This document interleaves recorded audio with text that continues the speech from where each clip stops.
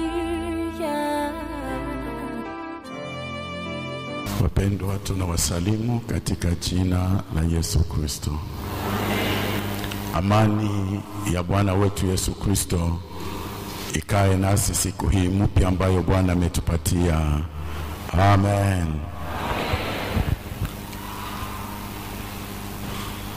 Imempendeza Mungu kutupatia nafasi hii ya kuweza kulisha kundi lake.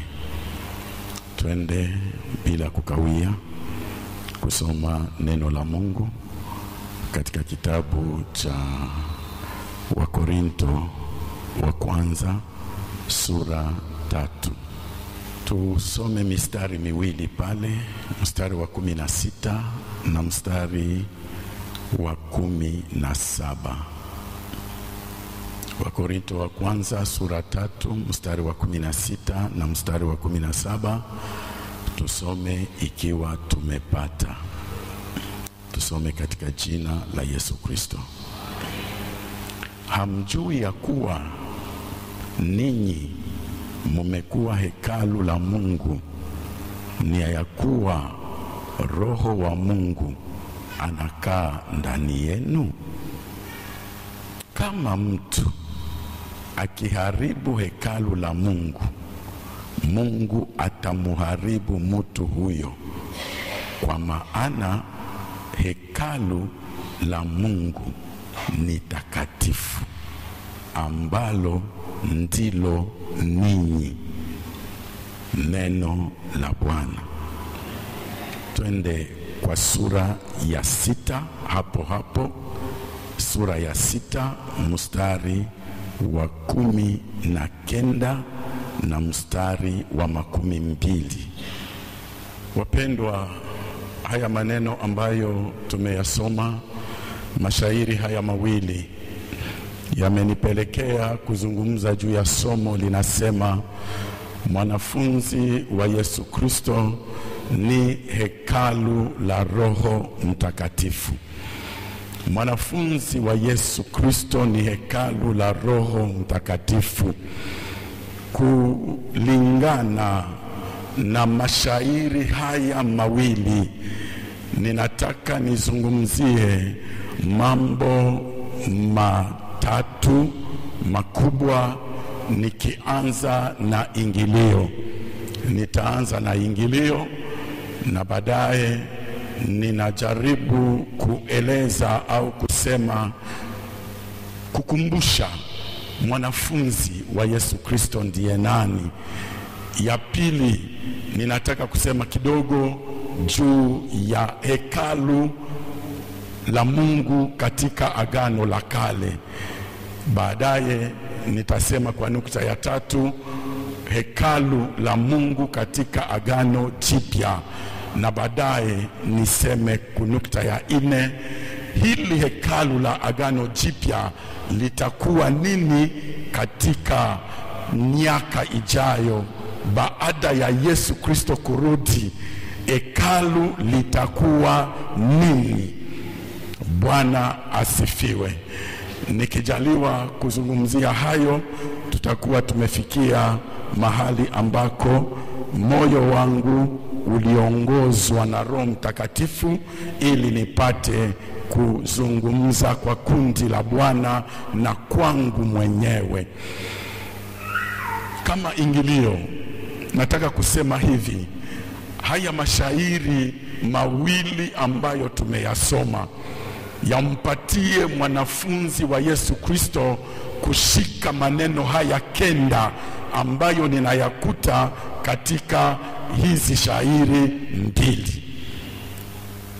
Maneno 9 ya kwanza, mwanafunzi wa Yesu Kristo atajua ya kwamba yeye ni hekalu la Mungu, wala si hekalu la miungu na dhambi.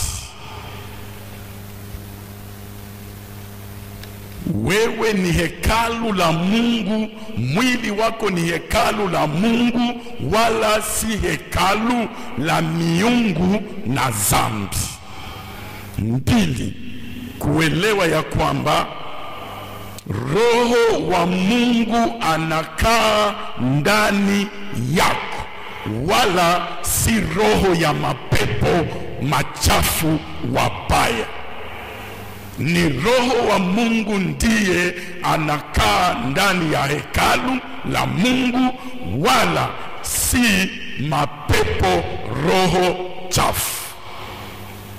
Ya tatu, neno linatangaza na mwanafunzi wa Bwana ashike vizuri kwamba ukiliharibu hekalu la Mungu, Mungu ametangaza atakuharibu wewe.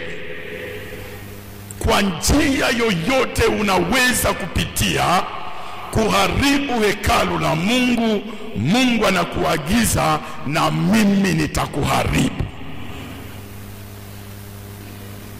4, Bwana anatangazia mwanafunzi wake ya kwamba hekalu la Mungu ni takatifu. Hekalu la Mungu ni takatifu, na ndivyo mwanafunzi wa Yesu atajitahidi kuwa mtakatifu wala si mchafu. 5, kukumbuka na kujua na kushika ya kwamba mwili wako ni hekalu la Roho Mtakatifu ambaye anakaa ndani yako.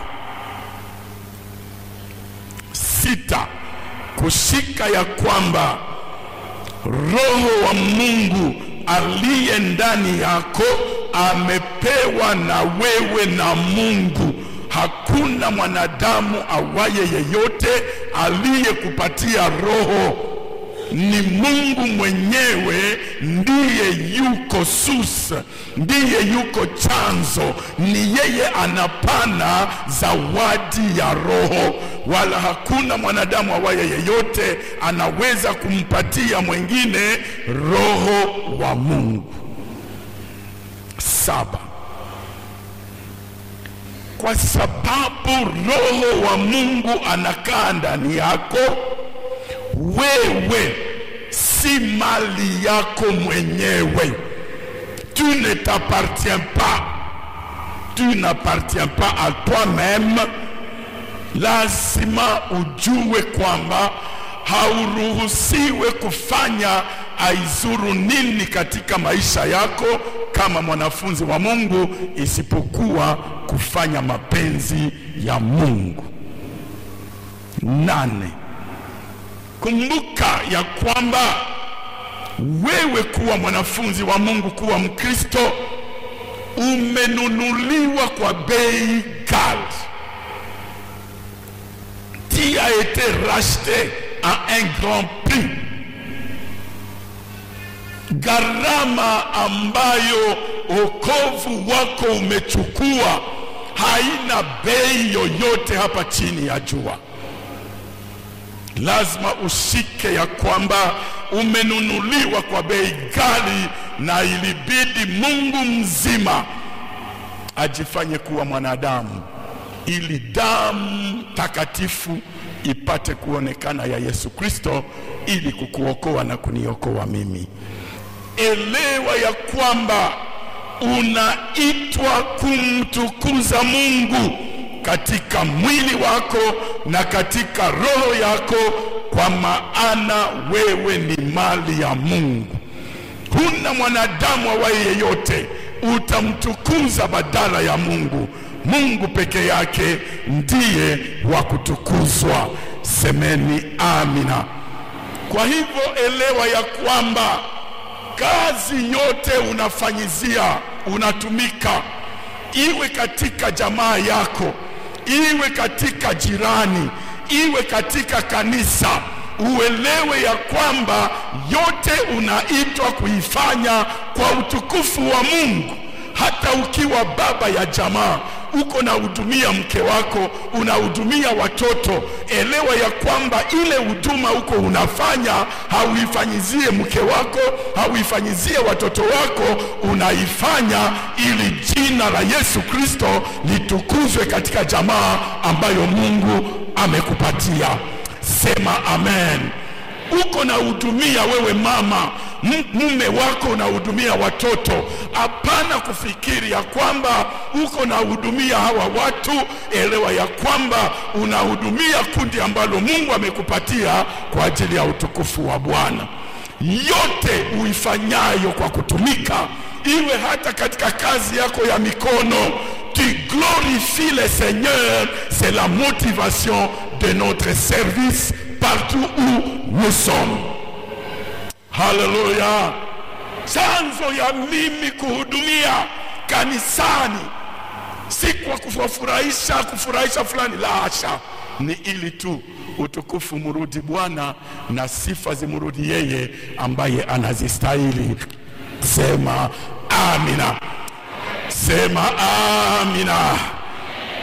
Kwa hiyo basi, ukielewa ya kwamba yote niifanyayo ni kwa utukufu wa Bwana, yeye ndiye ambaye utaona wa kwanza. Uifanye kazi katika maselule, uifanye kazi katika vikundi, uifanye kazi popote pale, utajua na kujiuliza, je, utukufu umemrudi Bwana? Je, Bwana amefurahia hii ambayo ninaifanya? Wapendwa, ninasema somo langu ni mwanafunzi wa Yesu Kristo. Mwanafunzi wa Yesu Kristo ni hekalu la Roho Mtakatifu. Mwanafunzi wa Yesu Kristo ni nani? Ni kila Mkristo na kila mtumishi wa Mungu ambaye amebatizwa kwa maji mengi na ambaye analisikiliza neno la Mungu na mafundisho ya Yesu, na ambaye anayaishi yale mafundisho, lakini katika kuyaishi analenga afanane mwalimu wake Yesu Kristo katika ukamilifu wake kama kichwa cha Kristo. Sema amina. Unaweza kuishi neno, unaweza kulisikiliza, na wakati mwingine unaweza kutaka kuishi lile neno, lakini kama hatua ya kutafuta nifanane Yesu haijafika katika maisha yako, bado hujawa Mkristo, hujawa mwanafunzi wa Yesu. Kwa sababu mwanafunzi, mfuasi, anataka sana afanane nani? Bwana wake. Tia un mentor, tia un coach. Lengo yako ni kwamba na mimi niwe kama mwalimu wangu, niwe kama mentor, niwe kama coach. Na wewe kama Mkristo mfuasi wa Yesu, lengo lako, sikia, ni kwamba umfanane Yesu Kristo. Warumi sura 8 mstari wa 29 inasema hivi: kwa maana wale uliowajua tangu mbele umewaandaa ili wafanane mwana wako, ili mwana wako awe mzaliwa wa kwanza katikati ya wana wengi. Neno la Bwana. Car ceux qu'il a connus d'avance, il les a aussi prédestinés à être semblables à l'image de son Fils, afin que son Fils fût le premier-né entre plusieurs frères. Parole de Dieu. Lazima unapoamini Yesu Kristo na mtumikia, unaifanya kazi, pamoja na vyote unavifanya, unalenga ni mfanane Kristo. Katika hili niko ninafanya, Kristo angefanya nini? Katika hii shida na nifikia, kama ingelikuwa Kristo angefanya nini? Na wewe ile ambayo unaamini Kristo angefanya, ndiyo ufanye kwa ile wakati juu ya hili jambo ambalo leo linakuzungurusha akili. Utaweza kusoma pia Waefeso sura 4 mstari wa 11 hadi wa 16. Tuseme nini? Acha niende kunukta ya pili nimemaliza mwanafunzi ni nani, nasema kidogo kidogo, niingie kidogo katika nukta ya pili inayosema hekalu katika Agano la Kale. Le temple de Dieu dans l'Ancien Testament. Wewe ni hekalu la Roho Mtakatifu. Lakini elewa ya kwamba habari za hekalu halikuanza katika Agano Jipya. Ni tangu Agano la Kale tunakuta habari za hekalu. Na hizi habari za hekalu, hekalu limeandikwa mara 176 katika Biblia yote nzima, na zaidi katika Agano la Kale limeandikwa mara 169. Mara 169. Ina maana ukitazama vizuri utakuta ya kwamba Agano la Kale au neno hekalu liko sana katika Agano la Kale, sana katika Agano la Kale badala ya Agano Jipya. Hebu mpendwa, hekalu ni neno ambalo tumelikuta sana, limeanza kama neno hekalu limeanza wakati ambao Sulemani alimjengea Mungu hekalu. Kama unasoma katika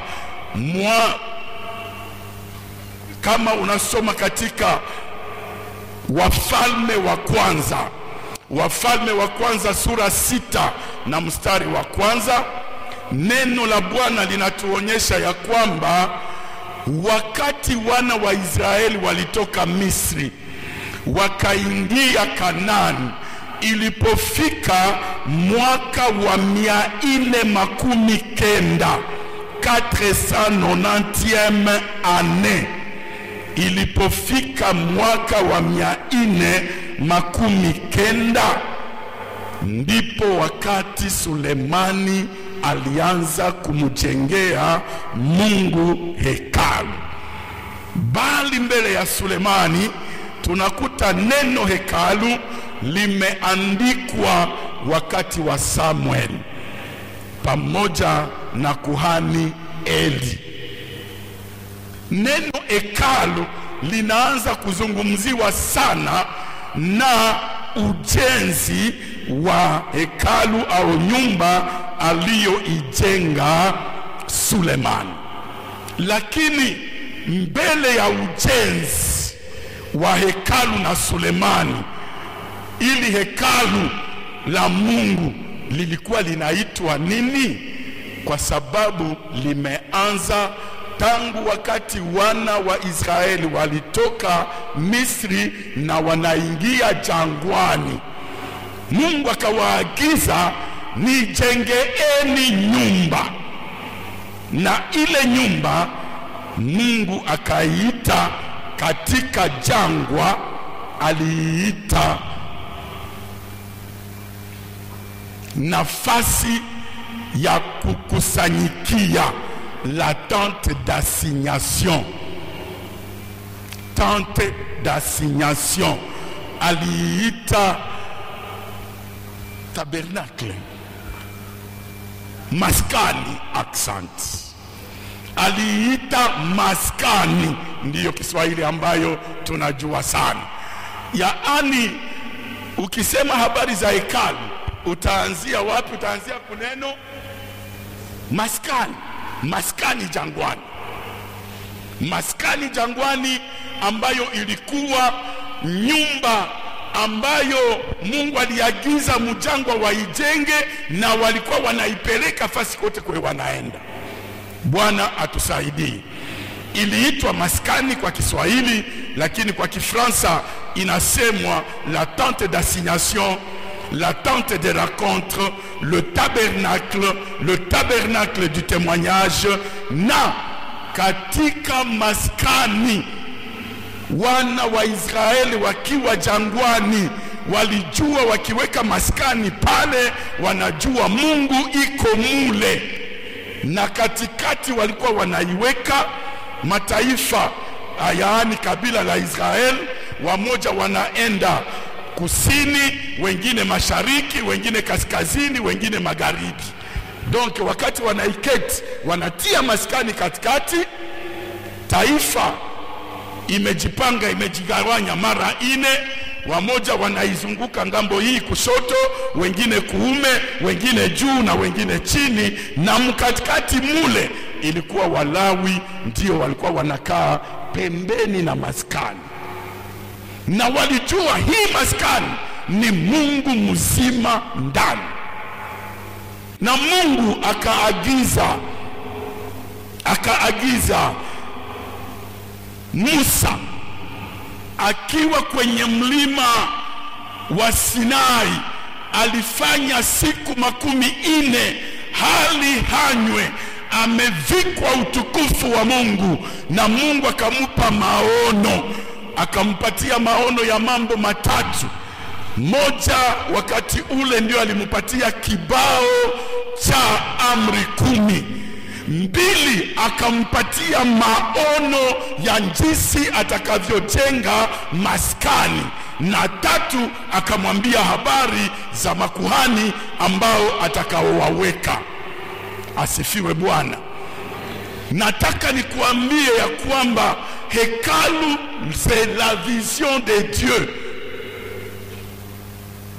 Ili nikuambie wewe ni maono ya Mungu kama hekalu la Mungu. Hauko maono ya wanadamu, ili kila mwanadamu akuje akwambie chochote, akutupe huku, akupeleke huku, na akutoshe kumsimamo wa Bwana. Wewe ni maono ya Mungu. Sema amina. Na kama maono ya Mungu, utasimama upande wa Mungu peke yake, wala sio upande wa wanadamu ambao wote wale wanaweza kuja na wakupatie mafundisho na wakwambie hivi. La hasha. Aliye maono ya Mungu atakaa kwenye mapenzi ya Mungu. Sema amina. Haleluya. Ukitaka kuelewa habari za maskani katika Agano la Kale, utasoma katika Kutoka sura yake ya 25 mpaka sura ya 14. Hebu wapendwa, kubali niwaeleze ya kwamba katika haya maskani, hii maskani ilikuwa na sehemu 3. Hii maskani na hekalu ambalo Sulemani alijengaka ilikuwa na sehemu 3. Sehemu ya kwanza iliitwa Hua, upango, ndani ya upango, Hua, le parvis. Na hii sehemu ilikuwa nafasi ambayo iliwekwa juu ya Walawi. Walawi ndio walikuwa humo. Katika hii sehemu ambayo ilikuwa tu ni upango, mulikuwa vyombo viwili vikubwa. Kwa sababu hivi vyombo ndivyo ninataka kulenga. Vyombo vilivyokuwa ndani, wakati mtu anaingia tu mlupango hivi kumulango, anafika pale anakuta ile ilikuwa inaitwa madhabahu ya sadaka za kuteketezwa. Hii madhabahu ilikuwa ya shaba. Il y avait l'autel d'airain pour les holocaustes. Ukitambuka ile madhabahu hapa, unatembea kidogo, unakuta hapa kulikuwa cuve d'eau au bassin ya maji. Hivi vitu viwili ndivyo vilikuwa katika ile maskani na katika ile hekalu, kwa sehemu ya kwanza. Sehemu ya pili iliitwa patakatifu. Katika patakatifu kulikuwa mambo 3.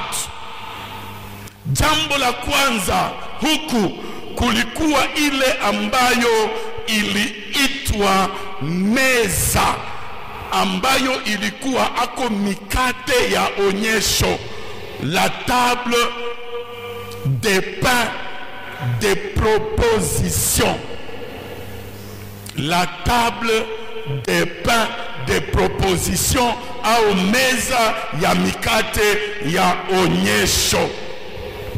Na pale mbele kulikuwa katika sehemu ile ya pili, kulikuwa ile ambayo ilikuwa inaitwa kinara kenye mataa 7.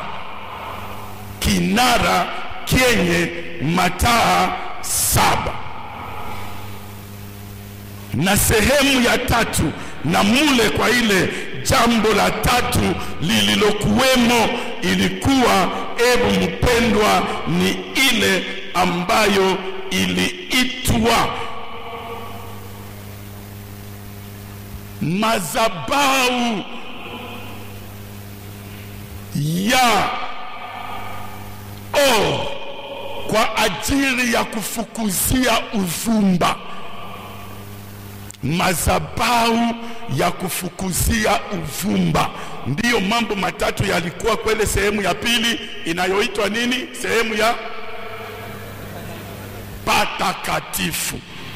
Na kwa mwisho, sehemu ya mwisho iliyoitwa patakatifu pa patakatifu, kule mwisho ndimo mulikuwa sanduku ya agano. Muda haituruhusu tuseme nini ilikuwa katika sanduku la agano, lakini weka haya mambo masita ambayo Bwana anasema wewe ni hekalu la Roho Mtakatifu. Kama uko hekalu, manake muweye munapashwa kuwa moya, madhabahu ya kuteketeza sadaka. Muweye munapashwa kuwa sahani yenye mkwamo maji. Muweye munapashwa kuwa mikate ambayo ni ya onyesho. Muweye munapashwa kuwa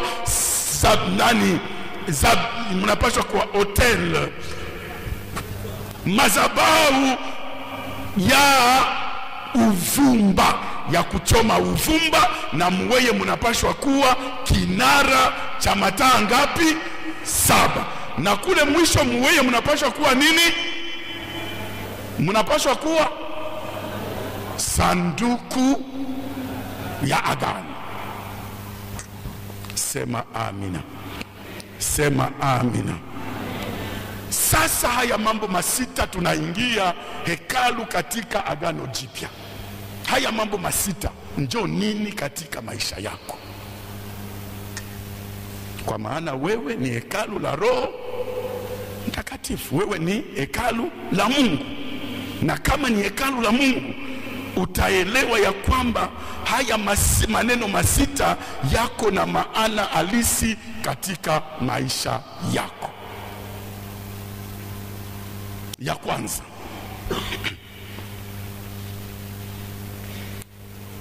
tulisema ndani yake mulikuwa nini? Madhabahu. Madhabahu ya shaba kwa ajili ya kuteketeza, ya sadaka za kuteketezwa, Autel des reins des holocaustes. Hii sadaka ya kuteketezwa ni kusema kama walikuwa wanaleta kama ni mbuzi, kama ni kondoo, na ile kondoo hamtatoka hata kitu, yote inapaswa kuchomwa kwa ile madhabahu. Inachomwa kwa moto yenye ilikuwa pale, na ile harufu inapanda kwa Mungu. Mungu anasema ndio, ninakubali.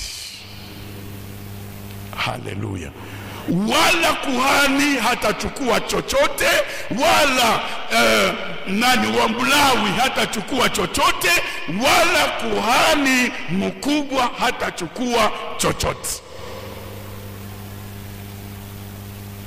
Hii ambayo ni madhabahu ya shaba kwa ajili ya sadaka za kuteketezwa, unaweza kusoma hasa Kutoka sura ya 14, utakuta haya yote ambayo nimeandika au nimesemea, na hasa zaidi mstari wa 2 wa 6 ndiyo unaweza kuta hii ambayo inaitwa madhabahu ya shaba kwa ajili ya sadaka za kuteketezwa.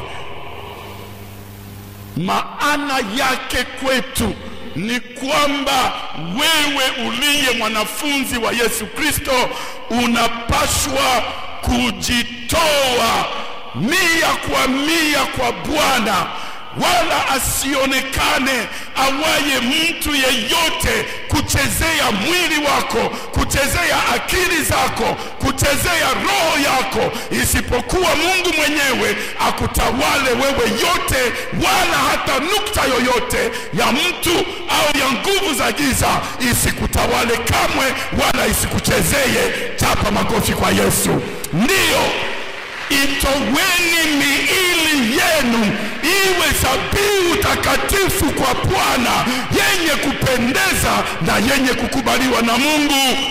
Amen. Warumi sura 12 mstari wa 1 ndiyo imekuagiza vile wewe mwanafunzi wa Mungu, wewe mwanafunzi wa Yesu Kristo, ni kwamba maisha yako, mwili wako, roho yako na akili zako ungali unawapatia wanadamu, ungali unapatia ulimwengu wa giza. La hasha! Hata mwanadamu awaye yote, hata kiumbe hapa chochote kile, hakuna aliyekuumba. Aliyekuumba ni mmoja, na akaumbwa ili umrudishie utukufu. Sema amina.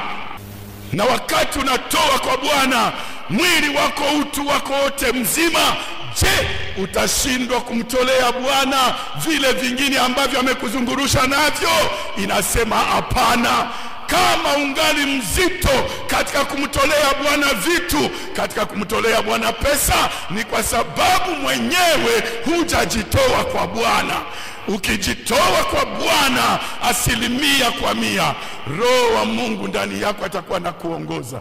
Hiki ni haki yangu, hiki ni haki ya kazi yangu, hiki ni haki ya kazi yangu. Lakini kwa sababu hujamtolea Bwana nafsi yako yote, roho yako yote, ndiyo maana ungali na tatizo na shida. Unapotoka kwenye madhabahu ya sadaka za kuteketezwa, unaingia hapa, kunakuwa ile ambayo inaitwa basin ya maji, la cuve d'eau. Hii basin ya maji inaimanisha ya kwamba daima maisha ya kukiri dhambi na maisha matakatifu yatajaa maisha yako wewe, ambaye ni hekalu la Roho Mtakatifu. Sema amina. Ungali unacheza na dhambi, ungali unakula dhambi zozote zile kama kalanga, ni kwa sababu bado hujui valeur yako. Ungelijua valeur yako, na kuambia ya kwamba ungejitoa kwa Bwana kinaganaga, na maisha ya kutubu, maisha ya kukiri, maisha ya utakatifu yangekutawala kila siku maishani mwako. Kama unasoma Waebrania sura yake ya 1 mstari wa 1 hadi wa 3, unakuta hizo habari. Mungu akujalie neema. Hata ukisoma Wathesalonike wa 1 sura 5 mstari wa 23, unakuta habari kwamba lazima tuwe watakatifu. Mungu wa amani na kutakase wewe wote, atakase akili zako ambazo zimekumbwa na ibilisi, azifanye kuwa mpya kila itwayo leo. Bwana atakase roho yako, Bwana atakase mwili wako, uelewe ya kwamba si nafasi ya kuweka aina mbalimbali ya dhambi, bali ni nafasi ya kumtukuza Bwana. Sema amen. Ya 3, unapoingia unamaliza, hii inaonyesha hatua pia ya mtu kukomaa kiroho. Kama vile ilivyo hatua ya kwanza, tunakuta haya mambo mawili. Ni kusema kama ukijikuta ungali unagayagaya hapa, ungali mwenye dhambi, unafanya dhambi leo na amka, unafanya dhambi leo na amka, ni kusema ungali kudaraja ya kwanza ya mwanafunzi wa Yesu. Lazima utoke hapa umekwisha takasika, unaingia mudaraja ya pili. Mudaraja ya pili ulishasafishwa zamani katika damu ya Yesu Kristo.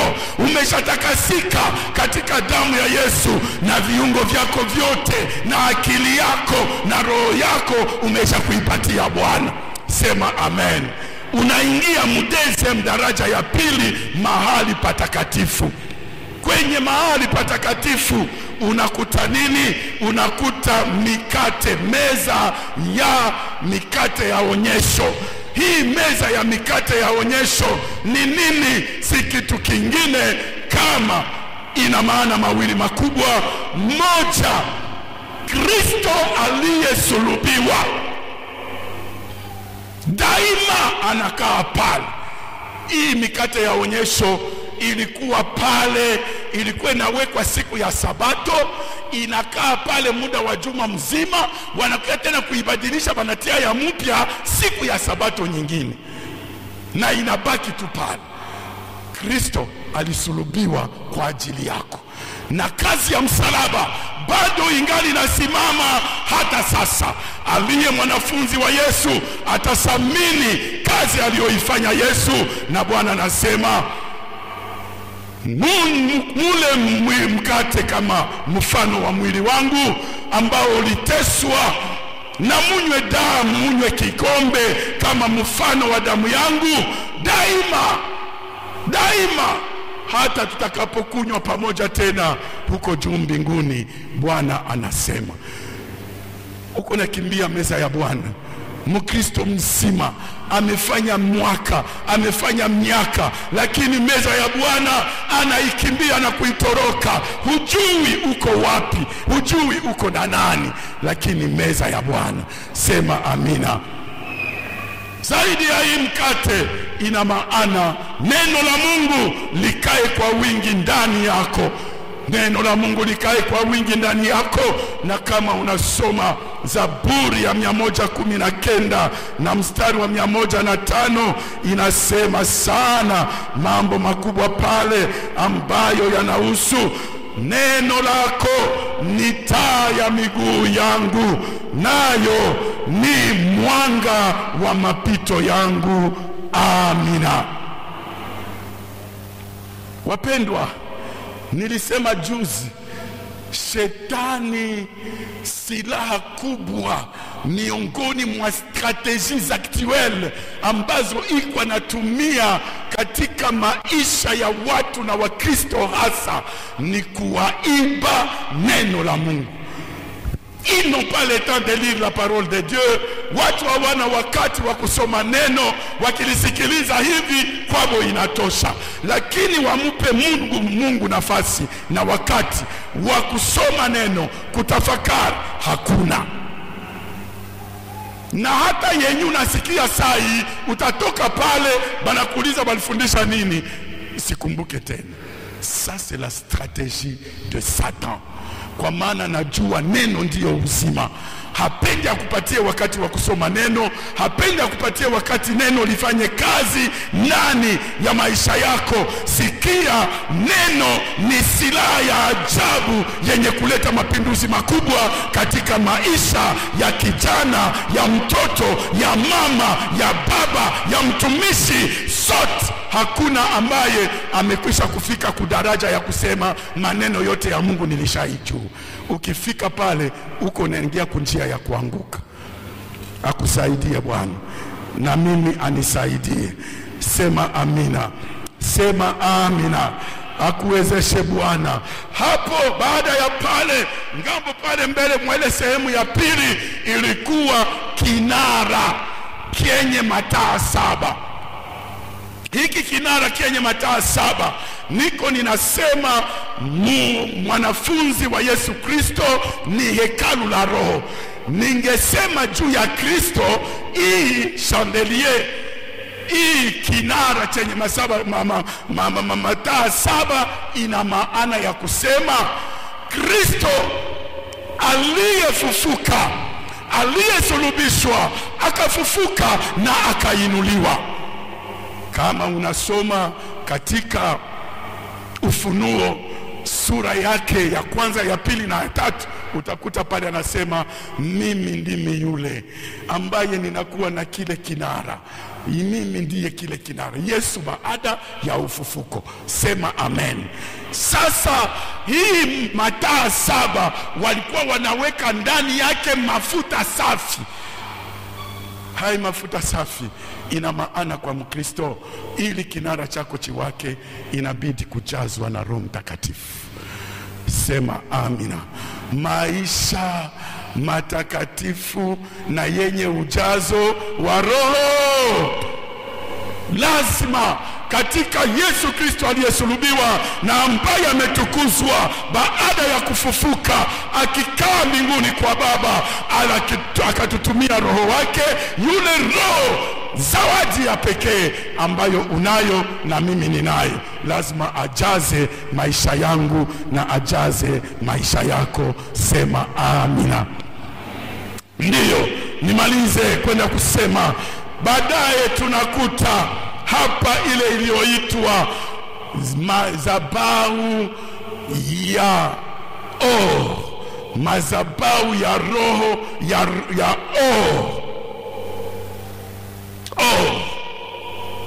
ambako wako wanafukizia uvumba, Hotel d'or de parfum.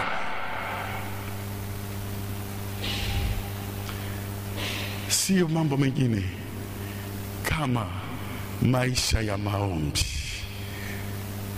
moto. Sema amina. Huu kwenye uvumba huu, kwenye madhabahu hii, ilikuwa nafasi ya makuhani. Haiko Walawi ndio walikuwa wanaingia patakatifu. Walawi walisimamia hapa ambako ni daraja ya kwanza, kwenye kulikuwa kuteketeza sadaka zote na kusafisha miguu, na baadaye makuhani wanaingia humo. Sema amina. Sijue uko kwa daraja gani, lakini walioingia humo ni makuhani wa Bwana. Makuhani wa Bwana ndiyo wanaifanya hiyo kazi ya kuteketeza uvumba, kuwasha moto. Ukizima wanaweka mwingine, hata asubuhi mpaka mchana na usiku wote moto huko unawaka. Ndivyo hivyo maisha yako yatakuwa yenye moto kuwaka daima, na neno la Bwana linasema moto uwashwe daima kwenye madhabahu wala usizimike.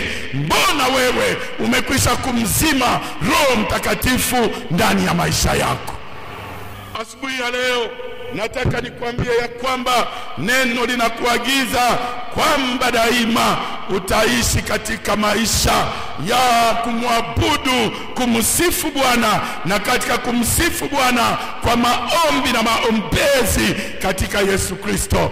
Neno la Bwana linasema katika Ufunuo sura 5 mstari wa 8, wale ambao walikuwa wazee 20 wakatupa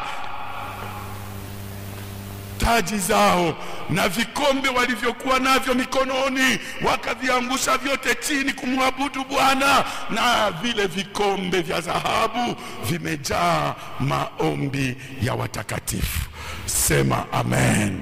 Sema amina.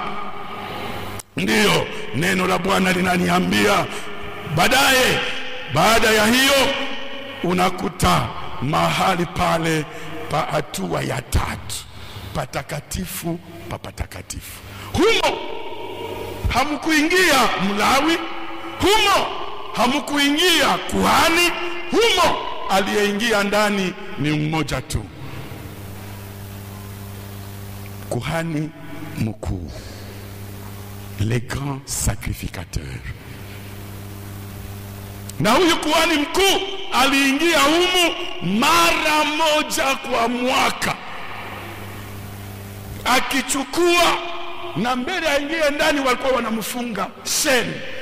Hiyo sheni wanafunga alishaomba msamaha na alishapita hapa na anapita kwa sehemu ya pili, sasa aingie mule patakatifu pa patakatifu. Aliingia mara moja kwa mwaka na wanafunga na sheni. Wakisikiliza angali anatembea, wanasema angali, angali, angali, angali, angali, angali. Wakisikia hakuna kitu, inakatika, hakuna mwataingia kule, banasema zambi zake zilimuua, Mungu aligazabika. Wanakokota ile shene, wanamtosha, wanatosha kitumba nje, kwa sababu aliingia kule akiwa amejaa zambi.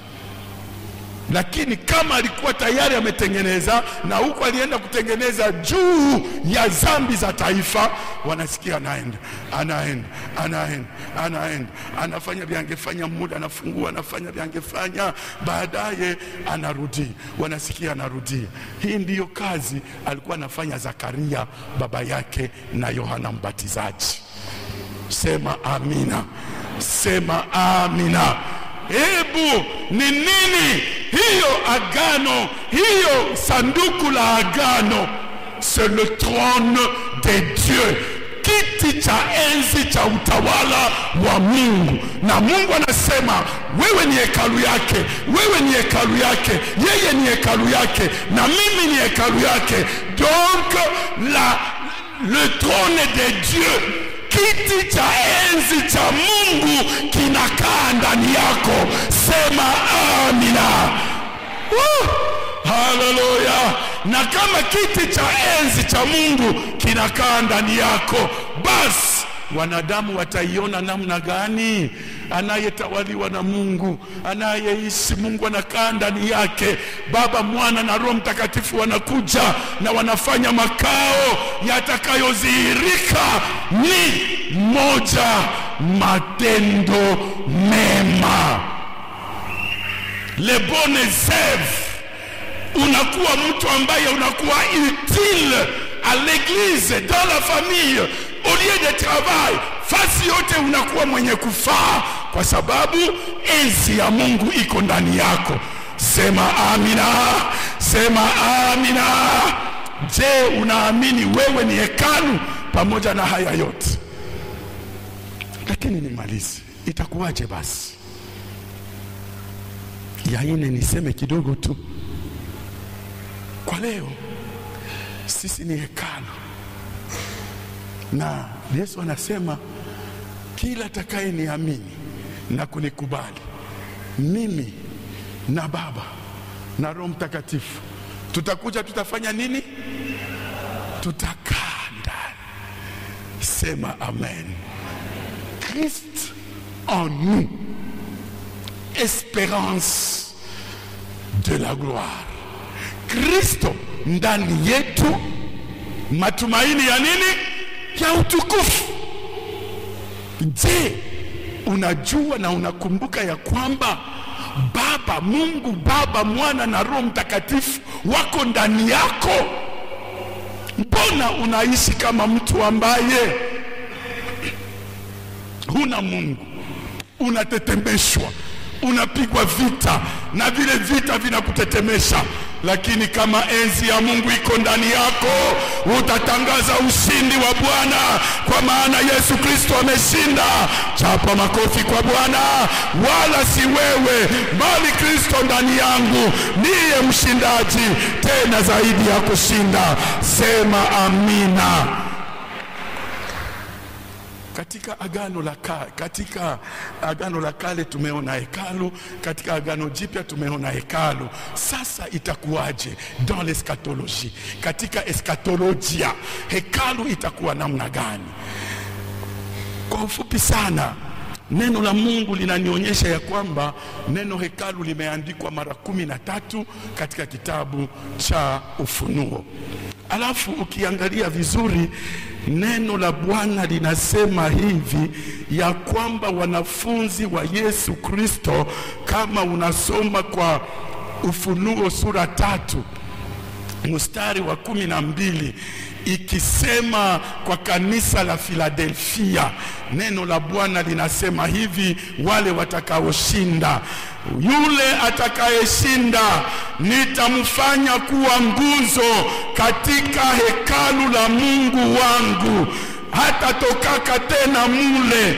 Nitaandika juu yake jina ya Mungu wangu na jina ya mji wa Mungu wangu na mji wa Jerusalem utashuka toka mbinguni kama vile Baba alivyoagiza, na jina langu jipya nalo litakuweko. Amena.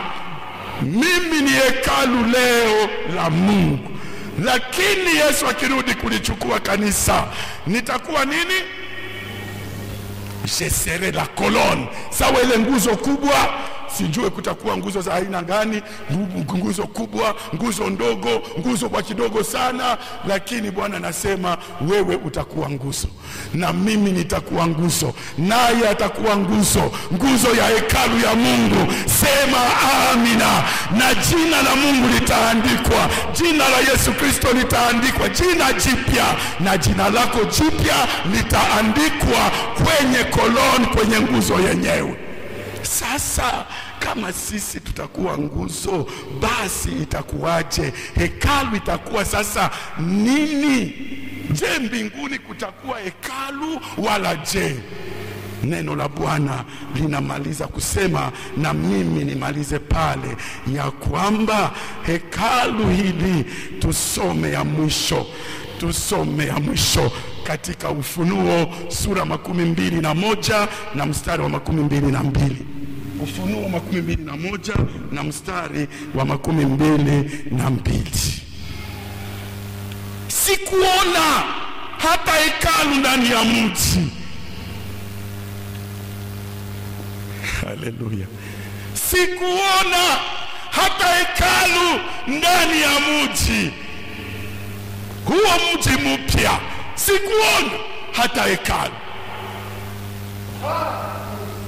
lakini Bwana Mungu na Mwana Kondoo ndio watakuwa hekalu. Haleluya. Erebobia sandarabasaria. Bwana Mungu na Mwana Kondoo ndio watakuwa hekalu. Ina maana nyingine, wewe utakuwa nguzo ndani ya Baba na Mwana Kondoo, wewe utakuwa nguzo ndani ya hekalu ambaye ni Mungu Baba. Erebobia sakatarabasaria. Sema amina.